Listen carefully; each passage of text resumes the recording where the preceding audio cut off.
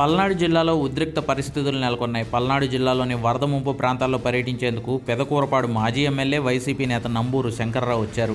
అమరావతి మండలంలోని వైకుంఠపురం, పెదమద్దూరు, నరుకుళ్లపాడు, మునుగోడు గ్రామాల్లో పర్యటన కోసం వచ్చిన శంకర్రావును టీడీపీ కార్యకర్తలు అడ్డుకున్నారు. అమరావతి పోలీసులు సైతం ఈ పర్యటనకు సంబంధించి ఎలాంటి అనుమతులు కానీ, ముందస్తు సమాచారం కానీ లేదని తెలిపారు. దీంతో టీడీపీ శ్రేణులు శంకర్రావు వాహనాలను తరిమికొట్టారు. కర్రలతో వాహనాలను అడ్డుకుని అద్దాలపై దాడి చేశారు. పోలీసులు అడ్డుకుంటున్నా సరే వాహనాల అద్దాలను ధ్వంసం చేశారు. పరిస్థితిని అదుపులోకి తీసుకొచ్చేందుకు పోలీసులు తీవ్రంగా శ్రమించాల్సి వచ్చింది.